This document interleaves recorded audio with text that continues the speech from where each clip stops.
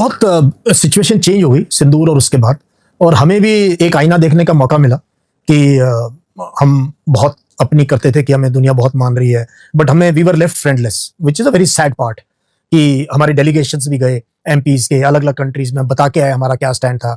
Condemn सबने किया पहलगाम को, बट साथ में उन्होंने हर जगह टेररिज्म को कंडेम किया, बट किसी ने पाकिस्तान का नाम नहीं लिया। चाइना और पाकिस्तान की जो रिलेशनशिप है ये higher than mountains, deeper than oceans, sweeter than honey, ये वो लोग कोट करते हैं। ऐसी पार्टनरशिप दुनिया में किसी दो मुल्कों के बीच में नहीं है। सो आने वाले दिनों में, बट ये हमारी फॉरेन पॉलिसी का चैलेंज है कि हम पाकिस्तान को कैसे मैनेज करें। और चाइना, देखो चाइना हमारा पड़ोसी और सदा रहेगा, है ना। और चाइना की जो डेवलपमेंट है, इस चीज में मत रहो कि ये मिसाइल पाकिस्तान डर जाएगा, ये हेलीकॉप्टर आ गया चाइना डर जाएगा, ये बोलने की बातें नहीं है। हमारे पास फ्रेश वाटर है नहीं, तो आने वाले दिनों में ना हम उस तरह पाकिस्तान से कभी न्यूक्लियर वॉर ना लड़े, ना टैंक लेके जाएं, शायद ये जंग लग जाए इनको, लेकिन लड़ाई पानी पे हो सकती है। China is damming reverse in a manner which nobody has done in history. बहुत से हमारे प्रोजेक्ट हैं जो हम जब सेना में आए थे तब शुरू हुए थे, और हमारी तकरीबन सर्विस पूरी होगी, वो सेटिस्फैक्टरी तरीके से इंट्रोड्यूस भी नहीं हो पाए।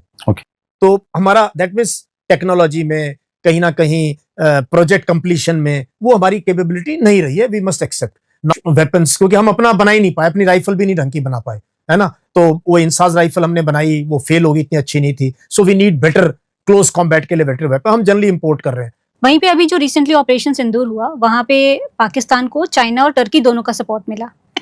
आपको लगता है कि आने वाले टाइम में ये जो टू फ्रंट वॉर की हम बात कर रहे हैं, क्या कोई ऐसा समय भी आ सकता है कि जो पाकिस्तान है वो चाइना का प्रॉक्सी बन के काम करे, या चाइना पाकिस्तान को एक टूल की तरह हमारे अगेंस्ट यूज करे? क्योंकि जो चल रहा है, जिस तरह का सपोर्ट दिख रहा है उधर, वहाँ तो ऐसे ही लगता है कि यहाँ पे इंटरनेशनल इंटरेस्ट खाली साधे जा रहे हैं।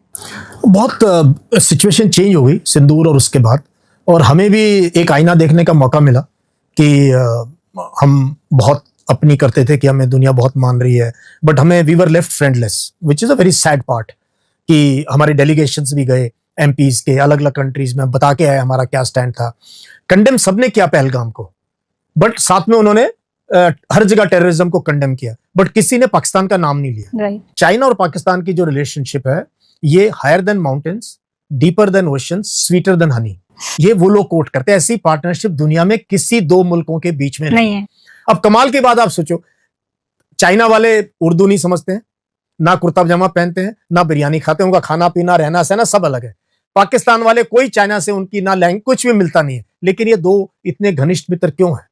तो कहीं ना कहीं this is alignment which is anti India, and वो नजर आ रहा है। प्लस चाइना जो है ना, चाइना बहुत दूर की सोच के काम करता है, तो पाकिस्तान की लोकेशन पाकिस्तान का फेवर करती है, इसीलिए टर्की, अजरबैजान, चाइना वगैरह इतने। अब यूएस, अब देखो ना कैसे ट्रंप ने 2 बार तो इनके आर्मी चीफ को बुला लिया व्हाइट हाउस में, और कितनी उनकी तारीफ कर रहे हैं वो। तो वो इसलिए कि पाकिस्तान की लोकेशन बहुत जबरदस्त है। चाइना को अपने एनर्जी रिसोर्सेज, बिकॉज चाइना अगर जब हमारे सिलोन और इस रास्ते से इंडियन पेनिनसुला से जाएगा तो बहुत से चोक पॉइंट बनते हैं जहां पर क्वाड इंडिया कोई ना कोई उसको डिसरप्ट कर सकता है। चाइना की सबसे बड़ी रिक्वायरमेंट है एनर्जी रिसोर्सेज, तो एनर्जी रिसोर्सेज के लिए उसने ग्वादर पोर्ट को डेवलप करके सी पैक से लेके वो उसने अफगानिस्तान लिए, तो उसने अपने आप को एनर्जी वाइज सिक्योर कर लिया है। तो that is why China requires Pakistan, Pakistan requires China, because nobody else will give create this kind of. US weapon देगा, सब कुछ देगा, इंफ्रास्ट्रक्चर नहीं क्रिएट करेगा जो चाइना क्रिएट कर रहा है। सो आने वाले दिनों में, बट ये हमारी फॉरेन पॉलिसी का चैलेंज है कि हम पाकिस्तान को कैसे मैनेज करें। और चाइना, देखो चाइना हमारा पड़ोसी और सदा रहेगा, है ना। और चाइना की जो डेवलपमेंट है, चाइना की जो ग्रोथ है, ये पूरी दुनिया में सबको हमें बताने की जरूरत नहीं है। और क्या रास्ता उस देश ने चुना है, they are going to grow and grow, they have leverages, बहुत जबरदस्त लिवरेजेस हैं उनके पास, दुनिया को उन्होंने आश्चर्यचकित कर दिया। तो now we have made friends with Galwan के बाद, अब manage Pakistan and look at Iran and US and other. तो हमें अपने नेशनल इंटरेस्ट के हित में काम करना चाहिए। मैं इतना वॉर मॉन्गर नहीं हूं कि 2 फ्रंट हो जाएगा, 3 फ्रंट हो जाएगा, जब होगा तब देखी जाएगी, उसके लिए वी शुड बी प्रिपेयर्ड। तो why should we speculate now, we have good defence forces, we need to build capabilities. मैं बार बार यही अपने स्टूडेंट्स को कहता हूं, इस चीज में मत रहो कि ये मिसाइल पाकिस्तान डर जाएगा, ये हेलीकॉप्टर आ गया चाइना डर जाएगा, ये बोलने की बातें नहीं है। We need to build capabilities as a nation. वो कैपेबिलिटी हम अफ्रीका में यूज करेंगे या पड़ोस में, हमारी मर्जी है। ये जो हम वाटर वॉर्स की बात करते हैं, या जो नेचर इंड्यूस्ड माइग्रेशन है, ये कैसे इंडिया पाकिस्तान और इंडिया चाइना के रिलेशनशिप को इफेक्ट कर सकता है? मैं ना आपकी दाद दूंगा जो आपने मेरे से सवाल पूछा, नहीं तो हम ना इन्हीं चीजों में उलझ जाते हैं। आपको ना मैं एक बहुत हार्ड रियलिटी बताना चाहता हूँ अपने लोगों को आपके थ्रू। हमारे पास साउथ एशिया, इंडिया सबसे बड़ा है, साउथ एशिया में सिर्फ 4% फ्रेश वाटर है। हमारे पास फ्रेश वाटर है नहीं। तो आने वाले दिनों में ना हम हो सकता है पाकिस्तान से कभी न्यूक्लियर वॉर ना लड़े, ना टैंक लेके जाएं, शायद ये जंग लग जाए इनको, लेकिन लड़ाई पानी पे हो सकती है। China is damming reverse in a manner which nobody has done in history. Bharat को लीड लेनी पड़ेगी, ये दुश्मनियां वगैरह छोड़ के, आज नहीं तो 5 साल 10 साल के बाद हमें रियलाइज होगा कि सबसे ज्यादा पॉपुलेशन हमारे पास है, सबसे बड़ा देश मुल्क ये है, so we have to address climate change. It is reality. यो इंटरनल माइग्रेशन भी होगी, डेथ्स भी हो रहे हैं उसकी वजह से। अभी बहुत भयंकर सर्दी पड़ने वाली इस साल, अगले साल बहुत भयंकर गर्मी पड़ने वाली है। तो गर्मी में भी हम मार खा रहे हैं, सर्दी में भी मार खा रहे हैं, और पानी है नहीं। हमारा वाटर टेबल नीचे जाता जा रहा है। मतलब हम न्यूक्लियर वॉर कर रहे हैं, लेकिन वाटर वॉर जो मेन कंसर्न है उस पर हम ध्यान नहीं दे रहे। उस पर ध्यान नहीं दे रहे हैं। न्यूक्लियर वॉर शायद कभी ना हो, लेकिन वाटर वॉर हो सकते हैं, और वाटर की क्राइसिस की वजह से लाखों लोगों की जिंदगी प्रभावित हो सकती है। Internal migration, external migration, humans have moved. ये बड़ी बड़ी सिविलाइजेशन क्यों मर गई? जहां पानी नहीं था लोग उठ के कहीं और चले गए। और हमारी नदियों की कंडीशन आपको पता ही है। और उसमें मिसाइलें काम नहीं आएंगी। मिसाइल कोई काम नहीं आएगी, धरी की धरी जंग लग जाएगा इनको, फिर इनका डिस्ट्रक्शन करना मुश्किल हो जाएगा। So I am a more environmentalist now, and save the Himalayas foundation तो हमारा बहुत जबरदस्त पहल है हमारी, कि लद्दाख की फ्रेजाइल इकोलॉजी, लद्दाख का फ्लोरा फौना। आपको पता है कि बहुत सुंदर हमारा स्नो लेपर्ड है, और वो एंडेंजर्ड स्पेशीज है। हमारा ब्राउन बेयर है, इतना सुंदर भालू ब्राउन बेयर जो कारगिल के इलाके में होता है, वो एंडेंजर्ड है। हमारी एक ब्लैक नेक क्रेन है, वो एंडेंजर्ड स्पेशीज है, जो कि इंटरनेशनल है। वो डिप्लोमे से चाइना भूटान से भारत आती है, अंडे देती है, बच्चों को लेके वापस चली जाती है, फिर अगले साल आती है। तो इन चीजों पे मैंने बहुत, मेरे को मन करता है, मैं इन लोगों के टच में भी हूं, तो माई हार्ट लाइज देयर कि ये ट्रम्प वॉर, ट्रम्प की टैरिफ वॉर, क्योंकि ट्रम्प की टैरिफ वॉर कुछ ऐसी है कि इन्होंने रशियन ऑयल पे बैन लगा दिया, भारत की कुछ कंपनियों पे बैन लगा दिया, जो भी ट्रम्प की धमकियां हैं ऑयल के बारे में। बल्कि इसी दौरान जब यूरोप ने तेल देना बंद किया था, तो भारत ने सबसे ज्यादा तेल आयात करना शुरू किया।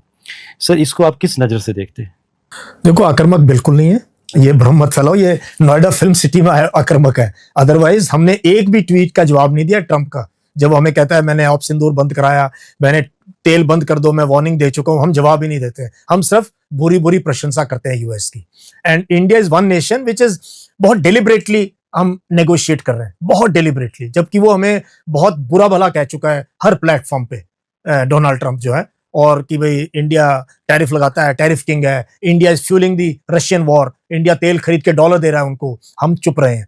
अभी हमारी कंपनीज के ऊपर ऑर्डर्स आ गए हैं, please stop buying Russian oil, we will have to accept it. आक्रामक रूप हम पाकिस्तान को दिखाते हैं, अमेरिका को नहीं दिखाते हैं, but we have to be very deliberate. And अब जो है ना, तेल का हमने बहुत तेल ले लिया। टेक्सटाइल इंडस्ट्री हमारी इतनी बड़ी थी, उसका फायदा किसको गया? बांग्लादेश, पाकिस्तान, वियतनाम, इंडोनेशिया, वो सारे ऑर्डर वो ले गए, हमारी कंपनियां बंद हो रही हैं। और वेपन बेचना चाहते हैं, ये F-35 भी बेचना चाहते हैं, और दूसरी तरफ जो हमारे तेजस पेंडिंग पड़े हुए हैं, उनके लिए जो वहां से इंजन आने हैं, वहां पर भी कहीं रोक लगी है। तो कई बार समझना मुश्किल है कि भाई आप करना क्या चाहते हो। वही ना, ट्रम्प इज अनप्रेडिक्टेबल मैंने कहा, और अनकन्वेंशनल है। उसको पता ही है, उसका लास्ट टर्म है, पिछले टर्म में तो वाज फेवरेबल टू इंडिया। मानने के लिए हमारे मुंह पे सब कह देते हैं वी आर विद यू, पीछे से जाके कोई सपोर्ट नहीं करता। पाकिस्तान की आर्मी प्यार भी करती है, वहां के लोग आपको लाइक भी करते हैं, लोग आपको लाइक भी करते हैं, आपके ब्लॉग्स भी सुनते हैं, आपके बारे में अच्छे अच्छे कमेंट्स भी करते हैं। मैंने पाकिस्तानी ऑफिसर्स को यूएन में भी देखा था, और ज्यादा मेरा इनके साथ 1-to-1 या इनके साथ रहने का मुझे ढाका में मौका मिला। मैं 1 साल रहा, तो मैं वहां पर 3-4 पाकिस्तानी ऑफिसर्स थे, 1 साल इकट्ठे रहे हैं, खाना खाना, घूमना फिरना, क्लास अटेंड करनी, लेक्चर अटेंड करने, अपनी बात कहनी, ये सारा काम। तो मैंने उनको बहुत अच्छा, ग्राउंड में भी आ जाओ, भी बास्केटबॉल खेल रहे हैं, ये खेल रहे हैं, अच्छा सोशल एज ए फैमिली हम कल्चरल इवेंट कर रहे हैं। हमारी पूरी फैमिली ने बांग्ला सीखी, लोग हम एक ही हैं, एक ही पिक्चर के गानों में शादियां हो रही हैं। वो हमारा कल्चर वहां चला गया, कुछ ना कुछ उनका यहाँ आ गया। हमारी शादियां शेरवानी पहन के होती हैं, वहां की लड़कियां भी वो पंजाबी वो जूड़ा वगैरह पहनने लगी हैं, गिद्दा, वही गाने, वही बॉलीवुड। वो हमारी औरतें उनके सीरियल देख रही हैं, उनकी औरतें हमारी पिक्चरें देख रही हैं। तो ये मतलब दुश्मनी है, बट एक मैंने एक शेर सुना था कभी स्कूल में, दुश्मनी जम के करो मगर ये गुंजाइश ना रहे। दुश्मनी जम के करो मगर ये गुंजाइश ना रहे, फिर कभी दोस्ती हो तो शर्मिंदगी ना रहे। क्या हाँ। क्या है सर? तो घरों में भी होता है, किसी से हो गया तो इतनी भी मत दुश्मनी करो कि कल को चाय पियो या खाना खाओ तो यार क्या कह दिया मैंने, ऐसे नहीं कहना चाहिए था। पाकिस्तान आज जिस मकाम पर खड़ा है वो किसी जज्बाती बात का नतीजा नहीं बल्कि ज़मीनी हकीकत है। अब ये बात माननी पड़ती है कि पाकिस्तान पहले के मुकाबले में ज़्यादा मजबूत पोजीशन में है, और जहाँ तक ऑपरेशन सिंदूर का ताल्लुक है तो उसके नताइज सब के सामने आ चुके हैं। कामयाबी के दावों के बरअक्स वहाँ खुद इतराफ़ नाकामी सामने आया, जो ये साबित करता है कि हक़ाइक़ को ज़्यादा देर छुपाया नहीं जा सकता। दोस्तों आज के लिए इतना ही। कमेंट सेक्शन में अपनी राय का इज़हार ज़रूर कीजिएगा। मिलते हैं किसी और वीडियो में। अल्लाह हाफिज़।